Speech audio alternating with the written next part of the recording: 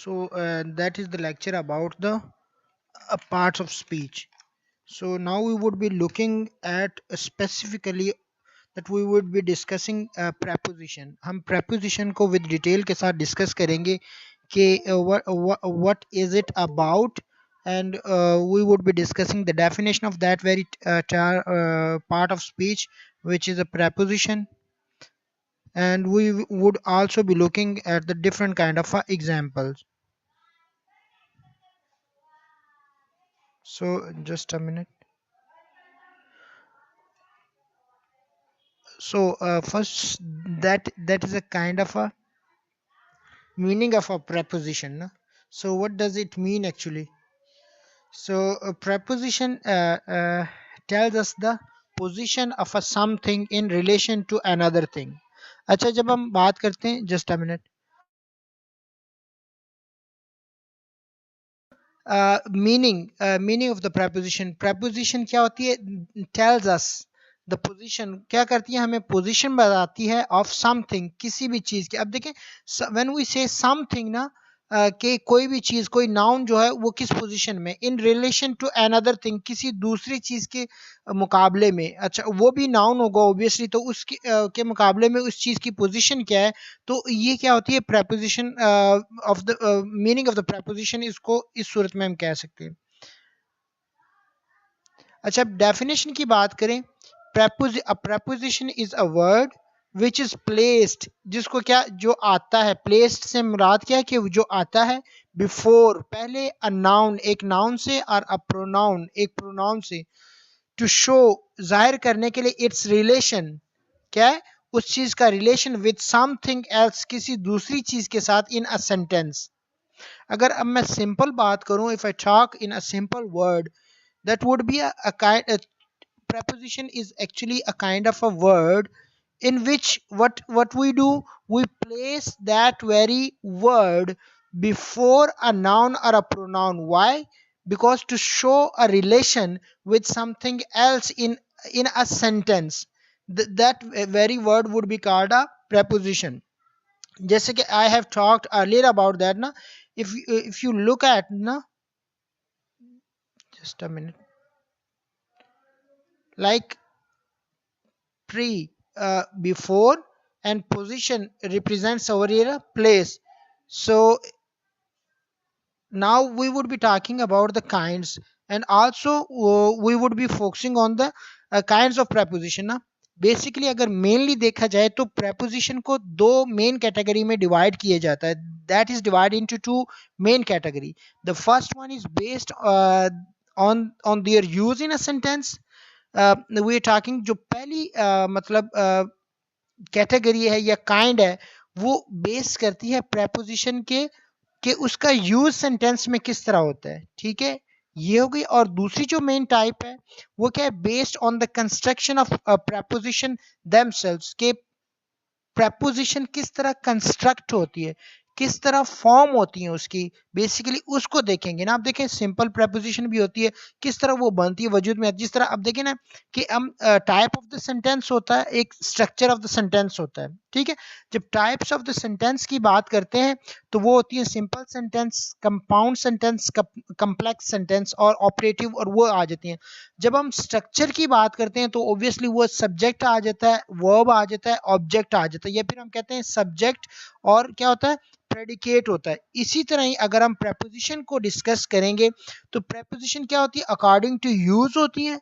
अच्छा, यूज के based on use in a sentence को अगर हम देखें, प्रेपोजिशन ऑफ प्लेस होती है, प्रेपोजिशन ऑफ टाइम होती है, और प्रेपोजिशन ऑफ मूवमेंट होती है.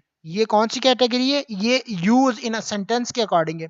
अच्छा, अब हम इटसेल्फ अगर प्रेपोजिशन को देखें, तो वो क्या होती है? सिंपल प्रेपोजिशन होती है, डबल प्रेपोजिशन होती हैं, कंपाउंड प्रेपोजिशन होती है, और पार्टिसिपल प्रेपोजिशन होती है.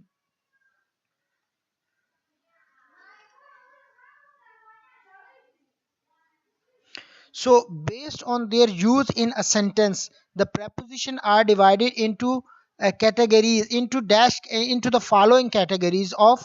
देखें, preposition of place हो गई. यूज के लिहाज से, अगर जब सेंटेंस में यूज होती है preposition, तो उस लिहाज से preposition of place होती है, preposition of time होती है, preposition of movement होती है. अब देखें, that lecture is very important to have a full command on the preposition. If you having that concept of the preposition, and it would become very easy. I must say that it would become a cake of plate for you to understand the preposition. While it comes to the competitive exam now, so that would be not such kind of a difficult task for you to recognize a particular part of speech, sorry, preposition against the statement which would be for. So it would be very easy for you while you are going to choose the preposition against the statement now. So preposition of time, preposition of place, preposition of moment. अच्छा, preposition of place की अगर हम define करने की कोशिश करें तो preposition of place refers to those preposition which can be used to show where something located. अच्छा, अब देखिए कितनी सिंपल सी बात है कि preposition of जो place आपके पास होती है उसको हम किस लिए यूज करते हैं, वो इसलिए यूज करते हैं डियर स्टूडेंट्स कि कोई जो चीज है, देखिए preposition of place refers to the preposition which can be used to show where something is located, कि कोई चीज कहाँ पे है, वाकिया है, ठीक है, कहाँ पे वजूद रखती है, कहाँ पे मौजूद है, लोकेटेड है. तो ये क्या होती है, इसको हम preposition of place कहते हैं. अच्छा, अब कुछ एग्जांपल्स हैं preposition of place के हवाले से, ये आपके सामने कि first of all here are some examples for position of preposition of place. अब देखें, above, up, after, on, before, against, by, behind, below, along, near, down, in, at, across, inside, between, over. अच्छा, अब यहाँ पे देखें the aeroplane is flying above the clouds. अब यहाँ पे अगर आप if you focus on that very thing ना, let me tell you. अब देखिए, ये आपके पास above जो है that is actually a preposition. अच्छा, preposition की हमने क्या एग्जांपल पढ़ी कि जो प्लेस करती है बिफोर द नाउन. अब यहाँ पे तो क्लाउड्स को देखें, वो क्या होता है, ये नाउन है और इसके बिफोर आ गया, और इसका फंक्शन क्या होता है कि ये एक पार्ट ऑफ द सेंटेंस को, या कह लें कि एक नाउन को समथिंग से रिलेट करती है. अब देखें, द एरोप्लेन यहाँ पे नाउन है, ठीक है, हमने कहा था कि नाउन को या प्रोनाउन को आपस में लिंक करती है विद इन अ सेंटेंस. अब अगर एरोप्लेन फ्लाइंग कर रहा है तो वो क्या, अबव द क्लाउड, इसने क्या किया, इसने कनेक्शन जोड़ दिया, इन दोनों का आपस में क्या किया, कनेक्शन जोड़ दिया. तो यही काम होता है प्रपोजिशन का. और यहाँ पे आप देखें कि, अब देखें कि एरोप्लेन को प्लेस बताई जा रही है, क्या किया जा रहा है, एरोप्लेन फ्लाइंग कर रहा है कहाँ पे, अबव द क्लाउड्स. अब देखें, एक लोकेटेड एरोप्लेन की लोकेशन बता रहा है कि वो कहाँ पे है, वो इस टाइम अबव द क्लाउड्स है. तो इस वजह से हम कह सकते हैं कि ये प्रपोजिशन ऑफ प्लेस है. इसी तरह ही अगर हम इसकी नेक्स्ट सेंटेंस की बात करें, the dog buried the bone under the ground, यहाँ पे वही बात है, ठीक है. अब बोन को अगर बरीड किया गया है, ठीक है, डॉग ने अगर बोन को बरीड किया है तो उसकी लोकेशन बता रहा है, वो क्या है, अंडर द ग्राउंड है. तो ये अंडर जो है, ये है प्लेस को लोकेट कर रहा है. सो वो प्लेस कहाँ है, वो है अंडर द ग्राउंड. तो इस वजह से हम इसको कहेंगे प्रेपोजिशन ऑफ प्लेस है. आफ्टरवर्ड अगर हम बात करें, our house is at the end of the street. अब यहाँ पे देखें, हाउस की बात हो रही है, ठीक है. हमने डेफिनेशन में क्या पढ़ा कि प्लेस बताए, क्या करें, जस्ट अ मिनट, कि हमें क्या करें, प्लेस बताए. अब देखें वही बात है, just a minute, sorry.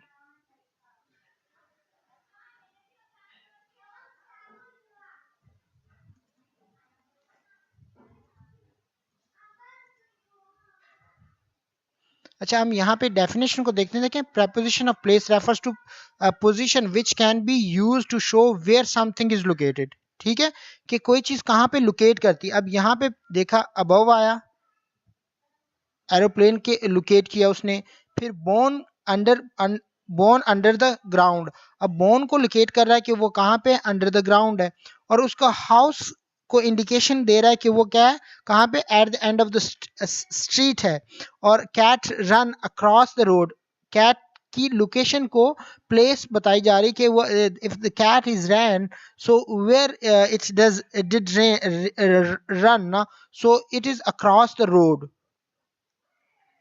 Now we would be looking at the preposition of time. अच्छा, a preposition of time helps to link the noun or a pronoun with a time value. It functions as a indicator as to what point of time did an event occur. अब preposition क्या होता है? preposition of time ये हमको help out करती है किस चीज में, कि ये link करती है एक noun को या फिर pronoun को किसके साथ, विद टाइम वैल्यू, कोई टाइम की वैल्यू गिवन होती है उसके साथ लिंक करती है।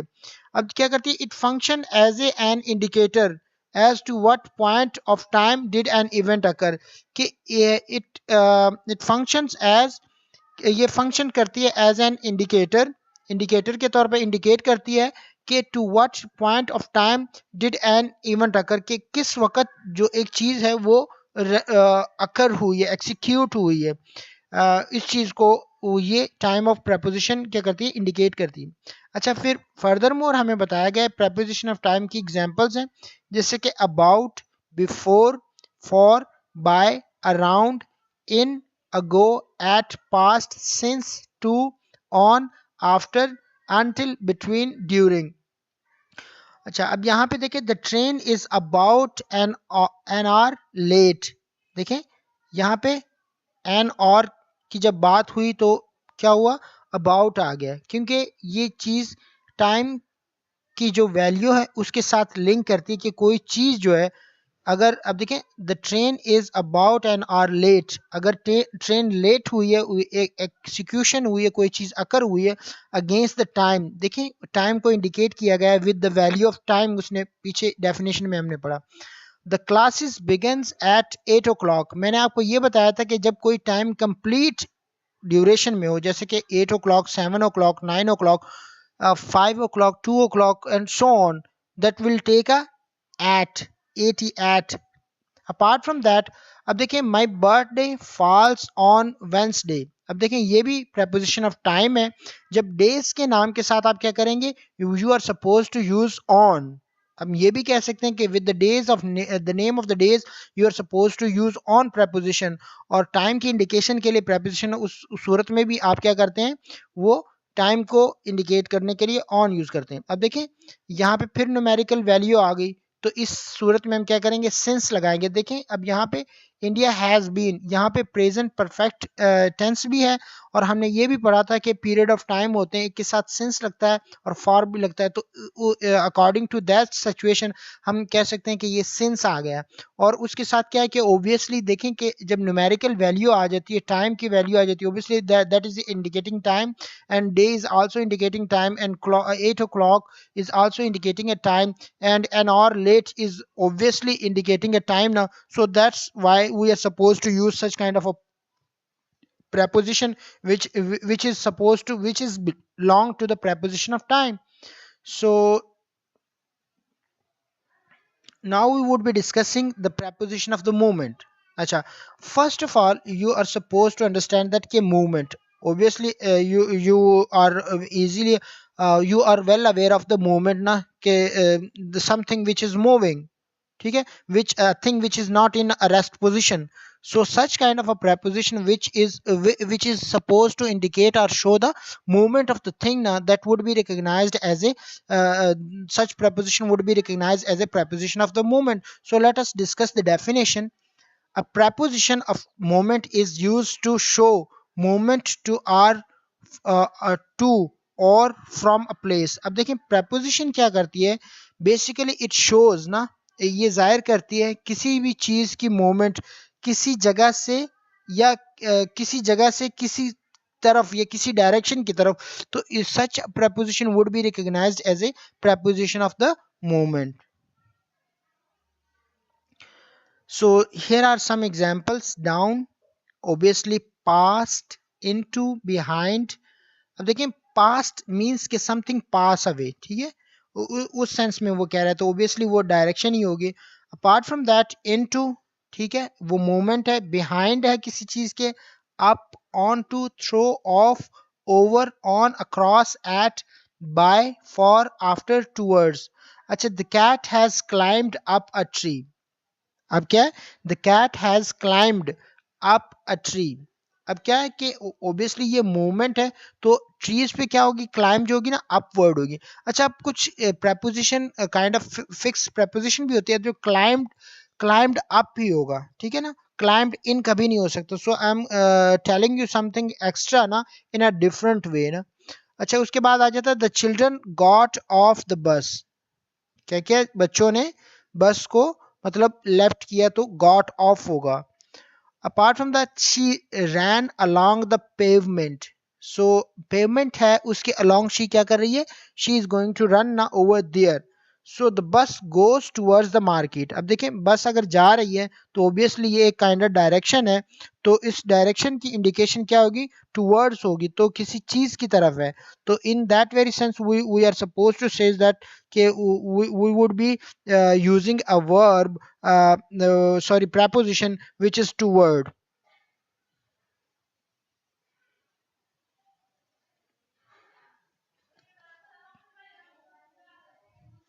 अच्छा, this is the exercise. The books are dash the cupboard. फिर हमारे पास सेकंड है, the dog is dash the chair.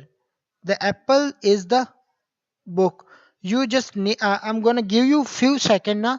You just need to put the answer, but should keep in your mind the very next slide, on the very next slide there would be an answer, so you would be able to know that ना। अब यहाँ पे picture में indication भी आपको मिल रही है ना, तो you would be easily able to use ना कि what kind of preposition I am suppose to use ना। Yes.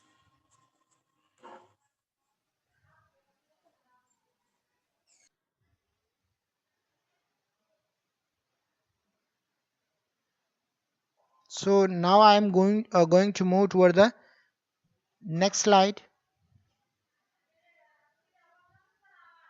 So अब यहाँ पे देखें कि the books are in the cupboard. अब यहाँ पे देखें, इन इस सेंस में यूज हो रही है कि ये बॉर्डर्ड है, ठीक है, बॉर्डर्ड है, और वो एक स्पेसिफिक लोकेशन के अंदर है, ठीक है, कपबोर्ड जो है, तो in that very sense we are suppose to in. अब यहाँ पे अगर देखें ना, the dog is under, the dog is the dash the chair. अब यहाँ पे देखें तो ऑब्वियसली आपको लोकेशन इंडिकेशन हो रही है, तो उससे क्या हो रहा है, दैट इज अंडर। अच्छा, अब यहाँ पे देखिए, the apple is on the book. अब यहाँ पे अगर आप एप्पल को ऑब्जर्व करें, so that is above the book ना, so that's why we are suppose to use on over here. अब यहाँ पे फिर आपके शो हो रही है, there is a picture over here, so you just need to think about it, and the very next slide would be consist of the answer, so you would be easily able to know that what kind of a preposition we are supposed to use over here.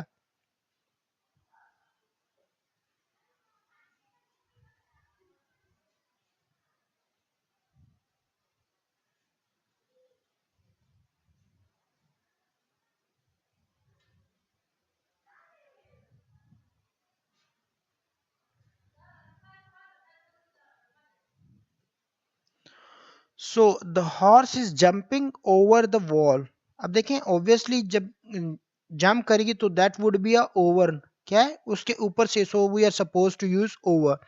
अब यहाँ पे क्या है कि obviously अब देखें, board है तो उसके सरफेस पे लिखा जा रहा है, so we are suppose to use the boy is writing on the black board, so that would be a kind of a surface, so for the surface of something we are supposed to use on. Then we would be having the rat is near the cat। अगर आप picture में देखें, so that the picture is indicating that कि the cat is lying nearby the mouse। अच्छा, पहले तो हमने according to the use हमने देखी prepositions, वो क्या थी, जरा एक दफा देख लें। वो हमारे पास preposition of place थी, preposition of time थी, preposition of movement थी. अब construction के लिहाज से देखते हैं उसकी types हैं. So I think we should discuss the that very types ना, based on the construction of the preposition themselves ना. इसको इंशाल्लाह next lecture में discuss करेंगे. Till then, Allah Hafiz. See you by tomorrow inshallah. See you in the next lecture. I would be uploading that next lecture, so you would be able to see that as well. Till then, Allah Hafiz.